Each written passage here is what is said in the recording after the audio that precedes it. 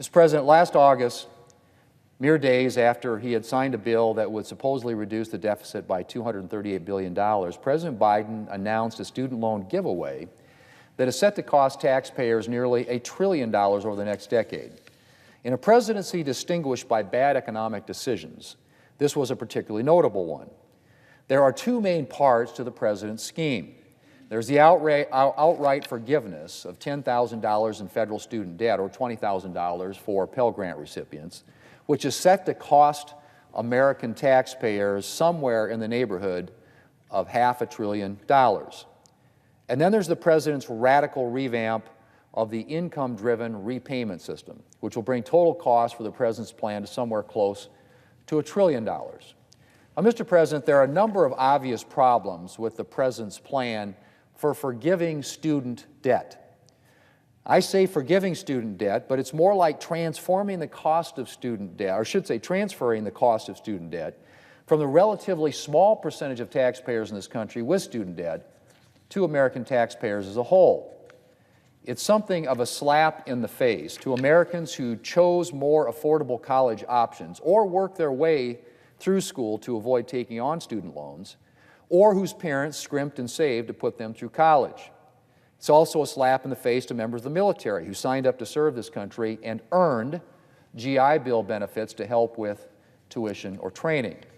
Not to mention that negating this popular benefit could drag down recruitment and retention.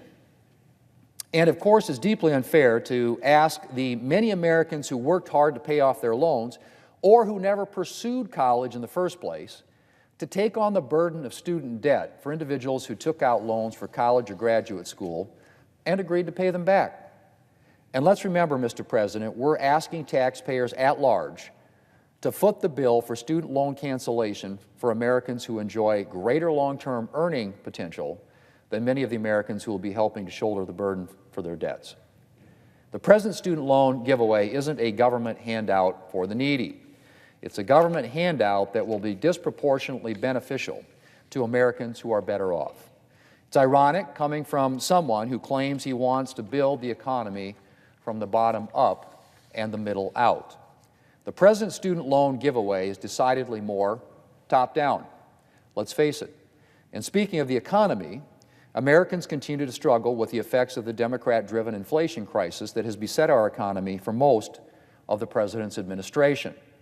Prices are up 16% on average since the President took office, and we're nowhere near getting back to the target inflation rate of 2%.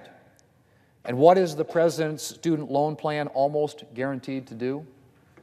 In the words of the Nonpartisan Committee for a Responsible Federal Budget, where the President's own Treasury Secretary served on the board, the President's student loan giveaway will, and I quote, meaningfully boost inflation. Meaningfully boost inflation. Well, Mr. President, I've talked about the forgiveness part of the President's plan and how fundamentally unfair it is. But that's only half of the President's student loan giveaway.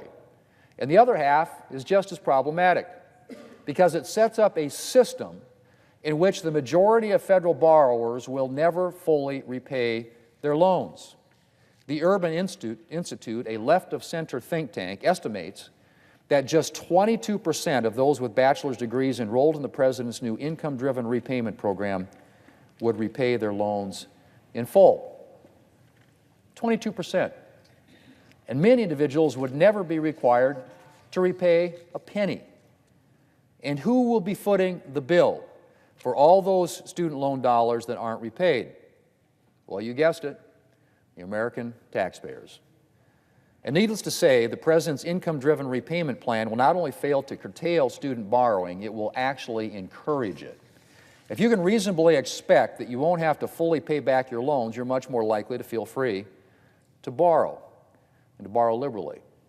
And of course, neither the students, or the President's, I should say, outright student loan forgiveness, nor his forgiveness masquerading as income-driven repayment will do anything to address the problem of soaring college costs. In fact, the President's student loan giveaway is likely to make the problem worse.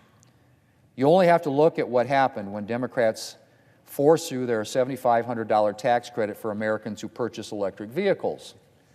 Car manufacturers not surprisingly, raise their prices by a similar amount. Similarly, if colleges can expect that the federal government will pick up a sizable part of the tab for their students' education, they're extremely unlikely to feel any pressing need to cut costs or to stop tuition hikes. If anything, colleges might further increase tuition and fees. Mr. President, currently the outcome of the forgiveness portion of the President's student loan giveaway is unclear. The President's legal authority for this action is dubious, and his ability to unilaterally forgive student loans that has been challenged in the Supreme Court with a decision expected within weeks. And today, the Senate looks likely to pass a resolution that would block the forgiveness part of the President's proposal. Unfortunately, the President is guaranteed to veto the measure, and there are not enough Democrats in the House and Senate to be willing to override his veto.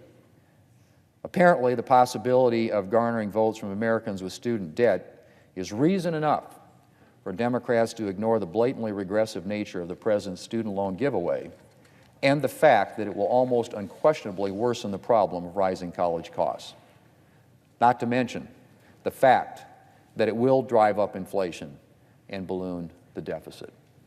Mr. President, I haven't even mentioned the third part of the President's student loan legacy, which is the COVID-era student loan repayment pause that President Biden has extended 6 times during his presidency with no reasonable justification. That pause, which has been in place for 3 years now, cost taxpayers $5 billion per month. Fortunately, this pause is guaranteed to end thanks to the Fiscal Responsibility Act, the legislation Speaker McCarthy and President Biden agreed on to raise the debt ceiling. But while the end of the pause is a victory for taxpayers, the savings that will result pale in comparison to the tremendous costs of the President's student loan giveaway. And if the Supreme Court doesn't overturn the forgiveness portion of the President's student loan giveaway, American taxpayers will be stuck with the full, nearly $1 trillion bill. It'll be one more negative economic legacy from Democrats and the Biden administration. Mr. President, I yield the floor.